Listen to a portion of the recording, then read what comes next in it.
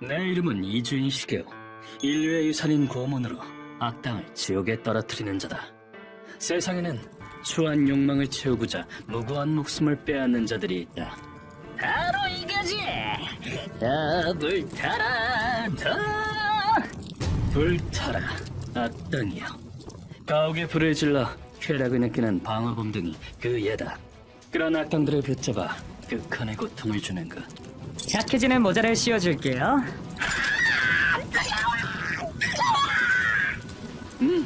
잘 어울리네. 평생 쓰고 다니마. 그것이 우리 고문 소믈리에의 책무다.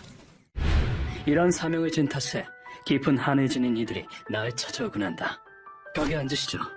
네, 이번 의뢰인은 온화한 인상에 드문드문 흰머리가 난 초로의 여성이었다. 하지만 부드러운 인상과는 달리 눈에는 예리한 빛이 깃들어 있었다. 무슨 일로 오셨습니까? 내 남편을 집단 배드페어버린 살인자에게 복수하고 싶습니다. 끝없는 증오가 빚어낸 암흑의 불꽃이었다. 의뢰인의 이름은 후카마츠. 몇 개월 전만 해도 의뢰인에겐 사랑하는 남편이 있었다. 여보, 오늘은 외식할까? 외식? 좋지. 20년이 넘는 결혼 생활 동안 아이는 갖지 못했지만 의뢰인은 남편이 있어 행복했었다. 남편과 함께 나이를 먹고 마지막까지 평화롭게 사는 것. 받아, 선물이야. 항상 고마워, 여보. 여보, 고마워. 의뢰인은 그런 미래를 믿어 의심치 않았고 남편을 진심으로 존경하고 사랑했다. 그런데 어느 날 의뢰인이 꿈꿨던 미래는 이루어질 수 없게 됐다. 네, 후카마치입니다. 사건의 시작은 한 통의 전화였다. 경찰입니다. 후카마치 씨의 배우자 되십니까? 말씀드리기 송구하지만 남편분께서 네? 전화 내용은 남편의 부고 소식이었다. 너무나도 갑작스러운 통보에 처음엔 남편의 죽음을 믿지 못했던 의뢰인이지만 여보, 아닐 거야. 경찰서 영안실에서 남편의 시신을 보고 현실을 받아들일 수밖에 없었다. 경찰에게 사인을 묻자 기이한 대답이 돌아왔다. 왼쪽 어깨에서 몸의 중앙까지 예리한 날붙지로 베인 흔적이 있었습니다. 상처를 보건대 일격에 베인 걸로 추정됩니다. 일격이에요? 일본도로 배웠단 말이에요? 흉기는 아직 밝혀지지 않았습니다만 도검류의 가능성이 큽니다. 경찰의 말을 듣고 의뢰인은 한 가지 의념을 품었다. 의뢰인의 집 근처에 한 유명인이 살고 있었는데 이야, 역시 미야자와 선생님이십니다. 완성도가 훌륭하군요. 과천이십니다. 전 아직 미숙합니다. 실력을 더 갈고 닦아야죠. 미야자와 에이토크라는 보검장으로 인간 문화재 후보에도 오른 남자였다. 미야자와는 칼을 만들기도 하고 직접 사용하기도 했다. 좋습니다. 저는 실력이 미숙하군. 반복 연습으로 기초를 다지게나. 그는 도검장이면서 동시에 고류검술 사범이었다. 의뢰인은 남편을 죽인 범인으로 미야자와를 의심했다. 안녕하세요. 안녕하세요. 뭐지? 마치 피냄새가 나는 듯한, 피부를 찌르는 듯한 느낌은... 미야자와와 마주칠 때마다 이상한 낌새가 느껴졌었기 때문이다. 하지만 경찰이 증거 없이 움직이길 만무했다. 그렇다면 내가 확실한 증거를 잡겠어. 의뢰인은 증거를 확보하기로 마음먹고 미야자와를 감시하기 시작했다. 하지만 상대는 무술가. 어설프게 행동했다간 들킬 게 뻔했다. 범행은 밤에 일어났어. 그럼 밤에 미야자와의 집을 감시하면 돼. 의뢰인은 매일 밤 숨을 죽인 채 미야자와의 집 앞에 서 있었다. 그로부터 며칠 뒤 의뢰인은 외출하는 미야자와를 보았다. 저건 북도 케이스. 설마... 미야자와가 외출한 적은 몇 번 있었지만 저런 물건을 들고 나가는 건 처음이었다. 의뢰인은 미야자와의 뒤를 쫓았고 여기 남자분. 조심하셔야죠. 네?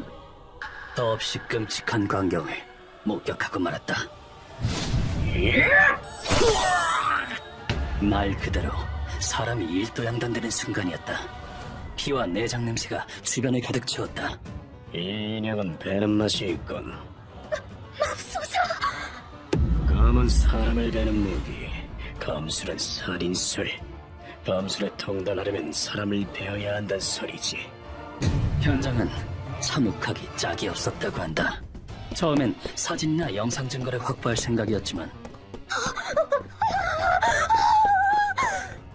들이닥치는 죽음의 냄새에 의뢰인은 숨을 죽이고 도망칠 수밖에 없었다.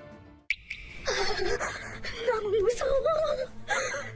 그날 밤 의뢰인은 내내 이불 속에서 벌벌 떨다가 날이 밝은 대로 경찰서로 뛰어갔다. 미야자와가 칼로 사람을 베었어요. 제가 똑똑히 봤다고요. 그리고 어젯밤 사건에 대해 필사적으로 털어놓았다. 하지만 돌아온 대답은 무정하기 그지없었다.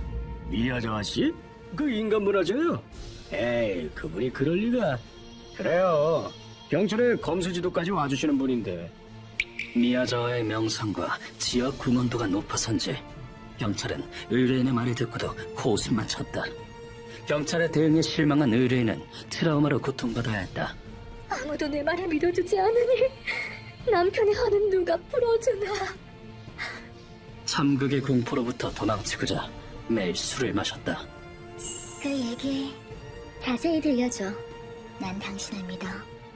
그때 의뢰인에게 말을 걸어온 호스티스가 내 이야기를 꺼냈었다고. 사정은 잘 알았다. 이주인 씨, 제 얘기를 믿어주실 건가요? 네, 눈을 보면 압니다. 당신의 말은 진실이에요. 남편의 일은 원한가 죽음의 공포를 혼자 짊어진 채 그동안 얼마나 힘들었을까. 그러자 의뢰인이 바닥에 엎드리고 깊이 머리를 숙였다. 미야자와는 피해자를 인형이라고 했어요. 제 남편에게도 그랬겠죠. 가마츠 씨, 쥐어짜내는 목소리에는 억울함과 시름이 담겨 있었다. 다음 순간 의뢰인의 표정이 처참히 일그러졌다. 남편은 심성이 고운 사람이었어요. 병 때문에 아이를 낳지 못하는 날 진심으로 사랑해줬다고요. 왜 그런 남편이 인형 취급을 받아야 합니까? 절대 용서할 수 없어요. 피를 토하는 듯한 절규에는 끝없는 원한이 깃들어 있었다. 내 대답은 물론 정해져 있었다. 알겠습니다. 두 분의 한은 제가 풀어드리겠습니다. 감사합니다. 감사합니다. 고문 소믈리에로서 이 절규와 분노를 어찌 거두지 않을 수 있겠는가. 의뢰인이 병한 뒤 미야자와에 대해 조사하던 때였다. 루카원? 선생님! 사무소 근처에서 의뢰인이 검에 베인 채 쓰러져 있어요! 뭐라고? 장을 보러 나갔던 루카에게서 충격적인 보고를 받았다. 현장에 도착하니 의뢰인은 중태에 빠진 상태였다. 제가 곧 도착할 거예요. 정신 차리세요. 미야자와가 저는 필요 없다고 부디 우리의 복수를. 후카마치 씨, 죽으면 안 돼요. 목이 터져라 외쳤지만 마지막 말을 쥐어짜는 뒤 의뢰인의 숨이 끊어졌다. 세상에는 왜 남의 고통을 이해 못하는 것들이 존재하는 걸까? 루카, 그놈은 최대한 끔찍하게 죽이겠다. 절대 실수하지 마라. 네. 가짜는 성취욕 때문에 사람을 연습용 인형 삼아 살해한 그 죄. 그딴 쓰레기는 검을 줄 자격도, 편하게 죽을 자격도 없다. 피로 얼룩진 그 칼은 니놈의 목과 함께 바로 나 고문 소믈리에가 부러뜨려주마. 놈의 거처는 새삼 조사할 필요도 없었다. 으리으리한 집이네요. 인간 문화재 후보라졌나. 비비린내 나는 인간 문화재를 과연 누가 인정할지 의문이지만 미야자와 본인이 뛰어난 검술가라선지 집에는 경비 하나는 없었다. 이 늦은 시간에 아직 불이 켜져 있다니. 이 시간대에 깨어있는 이유는 또 사람을 베기 위해선가. 이윽고 우린 검술도장에 발을 들였다. 불청객들이여, 어서들 오시게. 자네들을 못 빠지게 기다렸다네. 도장 한가운데는 전투 준비를 마친 미야자가 있었다. 아무래도 우리가 오길 기다리고 있었던 모양이다. 우리가 오는 걸 알고 있었군. 저 청년은 기척을 완전히 숨기지 못했더군. 제자를 더욱 단련시켜야겠어. 말은 저러는군. 자리에서 일어난 미야자가 옆에 놓여있던 칼을 천천히 뽑아들었다. 그 여자를 이용하길 잘했군. 덕분에 실력자가 2명이나 나타났어. 뭐라고? 그 말을 듣고 의문이 떠올랐다. 나는 미여자에게 물었다. 그게 무슨 소리지? 영철은 그 여자 말을 믿지 않았지.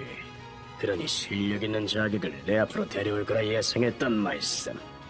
후카마치 씨의 복수심을 역으로 이용한 것인가? 말을 마친 미야자는 한 발 앞으로 뻗어나와 거리를 좁혔다. 칼을 유심히 지켜보던 나는 오른쪽으로 뛰어 참격을 회피했다. 루카와가 그걸 보고 가방의 내용물을 이쪽으로 던졌다. 선생님! 고맙군. 나는 까맣게 도색된 칼집안에 들어간 일본돌을 손에 쥐었다. 오호, 너도 검수를 익혔나? 내가 다루지 못하는 무기는 없어. 검도 그중 하나일 뿐이지. 미야자가 만족스러운 미소를 띄었다. 그러나 내가 자살이 잡은 순간 미소가 지워졌다. 무슨 꿍꿍이지? 왜 검을 뽑지 않나? 그럴 필요가 없으니까. 왜? 성에 차지 않나? 그럼 뽑게 만들어봐라. 내 말에 미야자의 표정이 험상궂게 변했다. 자만심이 하늘을 찌르는군. 너놈의 목숨은 물론 제자의 목숨까지 잃어야 정신 차리겠나? 분노에 사로잡힌 미야자가 아까보다 빠른 속도로 공격해왔다. 놈은 온 체중을 실어 사선으로 검을 휘둘렀고 곧이어 찌르게 날렸다. 고류 검술 사범답게 실력은 출중했다. 미야자와의 한 수를 받아치자 놈은 뜻밖의 행동을 보였다. 다리를 절단 내주마. 몸을 바짝 낮춘 상태에서 검을 팽으로 그은 것이다. 신속히 피했지만 바지가 칼끝에 스치고 말았다. 고류 검술엔 다리에 노리는 기술이 있었지. 우리 여파는 실전 검수를 가르친다. 검도랑은 달라. 실전? 기가 막히는군. 그렇다면 조금 진지해져 볼까? 아직도 칼을 뽑지 않는군. 이장의 무기랍시고 기습이나 하는 놈은 내 상대가 못돼. 어디 한번 더 보여줘봐. 그 시궁지처럼 썩은 내나는 검기를. 그러자 놈이 노성을 질렀다. 어쩌는군. 죽는 순간까지 헛소리나 짓거리도록 해라. 느려! 나는 미야자와의 특기인 다리치기로 놈의 양다리를 한 번에 박살냈다. 미야자가 칼을 떨구더니 비틀린 제 다리를 붙잡고 죽는 소리를 했다. 칼집 없었으면 어쩔 뻔했나. 내 다리, 내 다리. 한심하군. 자칭 검객이란 놈도 한꺼풀 벗기네. 겨우 이 정도인가.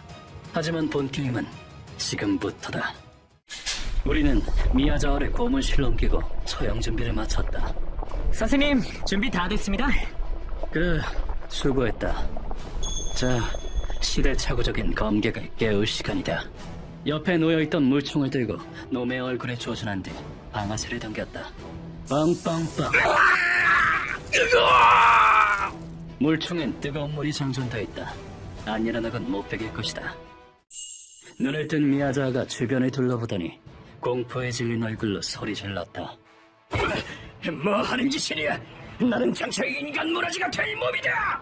그냥 정신 나간 범죄자면서 정말이지 꼴회견이다.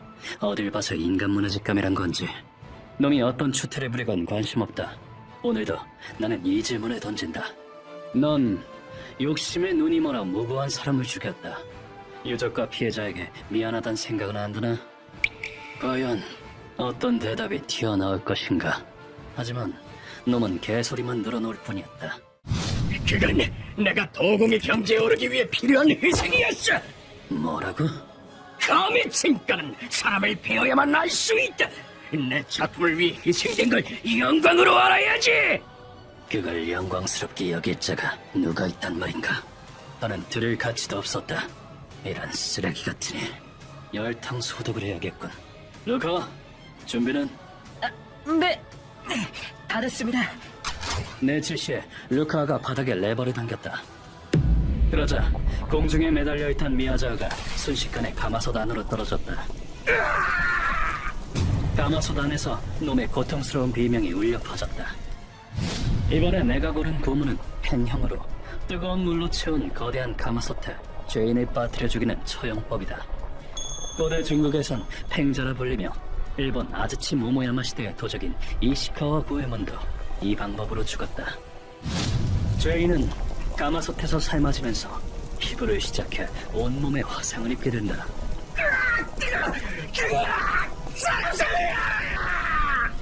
그러면서 발생한 뜨거운 수증기에 의해 호흡기도 손상되고 만다. 가마솥 안에서 목숨을 구걸하는 목소리가 들려왔다.